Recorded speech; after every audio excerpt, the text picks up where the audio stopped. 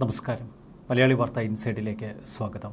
ഇറാന്റെ ഖുദ്സ് സേനയുടെ തലവൻ ബ്രിഗേഡിയർ ജനറൽ ഇസ്മയിൽ ഖാനി എവിടെയെന്ന ചോദ്യമാണ് ലോകമുയർത്തുന്നത്. ഇറാനിലെ മാധ്യമങ്ങൾ തന്നെയാണ് ഇക്കാര്യം ആദ്യം ചർച്ചയായി തുടങ്ങിയത്. ഇപ്പോഴിതാ പാശ്ചാത്യ മാധ്യമങ്ങൾ വലിയ പ്രാധാന്യത്തോടെ ഈ വാർത്ത നൽകുന്നു. ഇറാന് പുറത്തുള്ള ഓപ്പറേഷനുകൾക്ക് നേതൃത്വം നൽകുന്നത് ഖുദ്സ് സേനയാണ്. ഇറാഖിലെയും സിറിയയിലെയും സായുധ സംഘങ്ങൾക്കും ലെബനനിലെ ഹിസ്ബുള്ളയ്ക്കും യമനിലെ ഹൂതികൾക്കും ഗസയിലെ ഹമാസിനുമൊക്കെ പരിശീലനവും ആയുധങ്ങളും വിതരണം ചെയ്യുന്നത് ഖുദ്സ് സേനയാണ്. ഇസ്രയേൽ ലെബനനിൽ നടത്തിയ ആക്രമണങ്ങൾ, അതിന് തൊട്ടു പിന്നാലെയാണ് ഇപ്പോൾ ഖുദ്സ് സേന തലവനെക്കുറിച്ചുള്ള ചർച്ചകൾ ശക്തമാകുന്നത്. ഇക്കഴിഞ്ഞ ദിവസം ഇസ്രയേലിന് നേർക്ക് ഇറാൻ ശക്തമായ മിസൈൽ ആക്രമണങ്ങൾ നടത്തിയിരുന്നു. ഖുദ്സ് സേനാ തലവൻ ഖാനി ഇതിനിടയിൽ ടെഹ്റാനിൽ നിന്ന് ഒരുപക്ഷെ ലെബനനിലേക്ക് പറന്നിട്ടുണ്ടാവാം. അതല്ല എങ്കിൽ മറ്റേതെങ്കിലും അറബ് രാജ്യങ്ങളിൽ.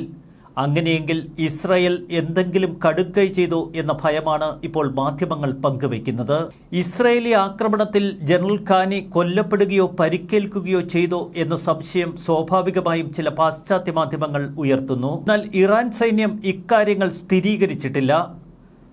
ഇറാന്റെ മിസൈൽ ആക്രമണങ്ങൾക്ക് അതിശക്തമായ മറുപടി നൽകുമെന്ന് ഇക്കഴിഞ്ഞ ദിവസവും ബെഞ്ചമിൻ നെതന്യാഹു പ്രഖ്യാപിച്ചിരുന്നു. ത്രിതല ആക്രമണങ്ങൾക്കാണ് ഇപ്പോൾ ഇസ്രയേൽ പദ്ധതിയിടുന്നത്. ടെഹ്റാനിലെ ഹിസ്ബുള്ള ഓഫീസിലാണ് ജനറൽ ഖാനി അവസാനമെത്തിയത് എന്ന് ഇറാനിയൻ മാധ്യമങ്ങൾ റിപ്പോർട്ട് ചെയ്യുന്നു.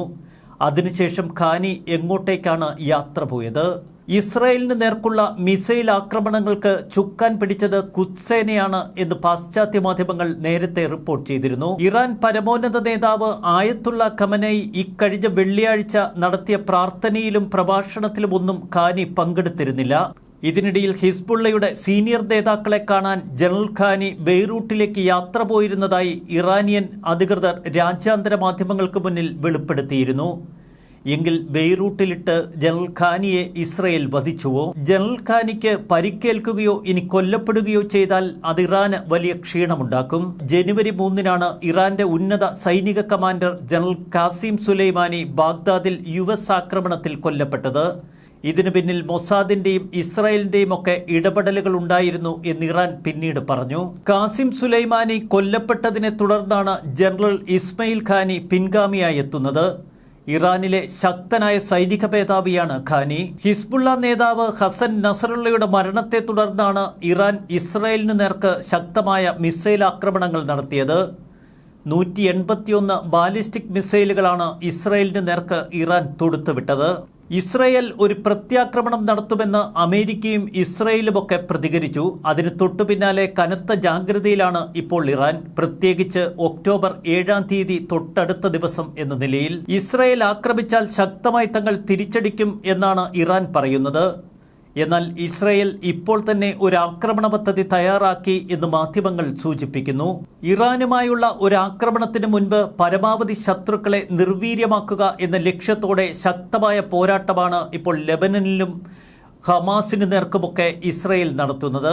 ഇക്കഴിഞ്ഞ ദിവസം യമനിലെ ഹൂതികൾക്ക് നേരെയും ശക്തമായ ആക്രമണം ഇസ്രായേൽ നടത്തിയിരുന്നു. ഹിസ്ബുള്ളയ്ക്ക് ഇറാനിൽ നിന്നുള്ള ആയുധങ്ങൾ എത്താതിരിക്കാൻ പരമാവധി മുൻകരുതലുകൾ ഇസ്രായേൽ സേന കൈക്കൊള്ളുന്നു.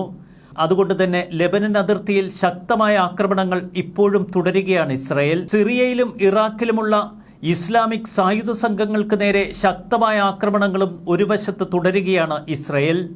ശത്രുക്കൾ ഒരുമിച്ച് നിന്ന് തങ്ങളെ ആക്രമിക്കുന്നുവെന്നാണ് ഇക്കഴിഞ്ഞ ദിവസം ബെഞ്ചമിൻ നെതന്യാഹു പറഞ്ഞത്. ഫ്രാൻസിന് നേർക്കായിരുന്നു ഏറ്റവും രൂക്ഷമായ വിമർശനം നെതന്യാഹു ഉയർത്തിയതും. ഇറാന് നേർക്കുള്ള ഇസ്രായേലിന്റെ ആക്രമണം എങ്ങനെയായിരിക്കും എന്നതിന്റെ രൂപരേഖയും പുറത്തുവന്നു. ത്രിതല ആക്രമണത്തിനാണ് ഇസ്രായേൽ പദ്ധതിയിടുന്നത്. ആദ്യഘട്ടത്തിൽ ഇറാന്റെ മിലിറ്ററി കേന്ദ്രങ്ങൾ ലക്ഷ്യമാക്കിയുള്ള ആക്രമണങ്ങൾ, അതിൽ ആണവ നിലയങ്ങളും ഉൾപ്പെടുമോ എന്ന സംശയമാണ് ലോകത്തിന് മുന്നിലുള്ളത്. ഇസ്രായേൽ ഇറാന്റെ ആണവ കേന്ദ്രങ്ങൾ ആക്രമിക്കില്ല എന്ന് തങ്ങൾക്ക് വാക്ക് നൽകിയിട്ടില്ല എന്ന് ഇക്കഴിഞ്ഞ ദിവസം അമേരിക്ക വ്യക്തമാക്കിയിരുന്നു. തൊട്ടുപിന്നാലെ ഇസ്രായേൽ ഇറാന്റെ ആണവ നിലയങ്ങൾ ആക്രമിക്കുക തന്നെ ചെയ്യുമെന്നാണ് പാശ്ചാത്യ മാധ്യമങ്ങൾ എഴുതിയത്. എന്നാൽ ഇറാന്റെ മിലിറ്ററി, എക്കണോമിക്, പൊളിറ്റിക്കൽ ടാർഗറ്റുകളാവും തങ്ങൾ ലക്ഷ്യമിടുന്നത് എന്ന് ഇസ്രായേൽ സൂചിപ്പിച്ചു കഴിഞ്ഞു. ടാർഗറ്റുകളിൽ ആണവ നിലയങ്ങളും ഉൾപ്പെടുമെന്നതാണ് വസ്തുത. ഇറാന്റെ വ്യോമകേന്ദ്രങ്ങൾക്ക് നേരെയും ആണവ കേന്ദ്രങ്ങൾക്ക് നേരെയും ശക്തമായ ആക്രമണത്തിനുള്ള സാധ്യത നിലനിൽക്കുന്നു. മറുവശത്ത് സാമ്പത്തികമായി ഇറാനെ തളയ്ക്കുന്ന തരത്തിലുള്ള ആക്രമണങ്ങളും ഇസ്രയേൽ നടത്തും. അതിൻ്റെ ഭാഗമായി എണ്ണപ്പാടങ്ങൾ കേന്ദ്രീകരിച്ചുള്ള ആക്രമണം തന്നെയാവും ഇസ്രയേൽ നടത്തുക. ഇറാന്റെ എണ്ണപ്പാടങ്ങൾ ആക്രമിച്ചാൽ അത് സാമ്പത്തികമായി ഇറാനെ തളർത്തും. ഇറാന്റെ മുഖ്യ സാമ്പത്തിക സ്രോതസ്സുകളുടെ നേർക്ക് കടുത്ത ആക്രമണം നടത്തി അവരെ സാമ്പത്തികമായി ഞെരുക്കുക എന്ന തന്ത്രവും ഇസ്രയേൽ പയറ്റും. അതിനൊപ്പം രാഷ്ട്രീയപരമായുള്ള ടാർഗറ്റുകളും തങ്ങൾക്കുണ്ട് എന്ന് ഇസ്രയേൽ പറയുന്നു. മുൻപൊരിക്കൽ ഇറാനിയൻ ജനതയോട് ബെഞ്ചമിൻ നെതന്യാഹു ഒരു ദീർഘമായ പ്രസംഗം നടത്തിയിരുന്നു. നിങ്ങളുടെ ഭരണകൂടം തന്നെയാണ് നിങ്ങളുടെ ശാപമെന്ന് ഇറാനിയൻ ജനതയോട് ബെഞ്ചമിൻ നെതന്യാഹു പറഞ്ഞു. അതുകൊണ്ട് തന്നെ ഇസ്രയേൽ ലക്ഷ്യമിടുക ഒന്നുകൂടിയാണ് ആ ഭരണകൂടം. ഇറാനിയൻ ജനതയ്ക്ക് വേണ്ടി ഈ ഭരണകൂടത്തെ ഞങ്ങൾ മാറ്റിപ്രതിഷ്ഠിക്കുമെന്നാണ് ഇസ്രയേൽ പ്രഖ്യാപിച്ചത്.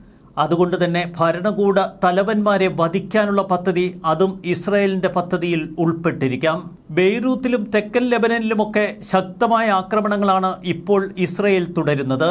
സിറിയയും ഇറാഖും കേന്ദ്രീകരിച്ചുള്ള ആക്രമണങ്ങൾ ഇപ്പോഴും തുടരുന്നു. ഒരു കാരണവശാലും ഇറാനിൽ നിന്നുള്ള ആയുധങ്ങൾ തീവ്രവാദ സംഘങ്ങൾക്ക് എത്തരുത് എന്ന മുന്നറിയിപ്പ് ഇറാന് പലവട്ടമാണ് ഇസ്രയേൽ നൽകിയത്. ഇതിനിടയിൽ ഇറാഖിന് മുകളിലൂടെ കടന്നുവന്ന ഒരു ഇറാനിയൻ വിമാനത്തിന് മുന്നറിയിപ്പ് നൽകുകയും വിമാനം ബാഗ്ദാദ് എയർപോർട്ടിന് മുകളിൽ വെച്ച് യു-ടേൺ എടുത്ത് ഇറാനിലേക്ക് മടങ്ങിപ്പോവുകയും ചെയ്തു. ഏതെങ്കിലും തരത്തിൽ ശത്രുക്കൾക്ക് ആയുധങ്ങളുമായി ഇറാനിയൻ വിമാനങ്ങൾ വ്യോമാതിർത്തി കടന്നാൽ തങ്ങൾ വെടിവെച്ചിടും എന്ന് ഇസ്രയേൽ ഭയപ്പെടുത്തുന്നു. ആകെ കലുഷിതമായ മധ്യേഷ്യയാണ് നമുക്ക് മുന്നിൽ. അതിനിടയിലാണ് ജനറൽ ഖാസിം എവിടെയെന്ന ചോദ്യവുമായി ഇപ്പോൾ മാധ്യമങ്ങൾ ശക്തമായ സംശയങ്ങൾ ഉയർത്തുന്നതും. ന്യൂസ് ഡെസ്ക് മലയാളി വാർത്ത ഇൻസൈറ്റ്.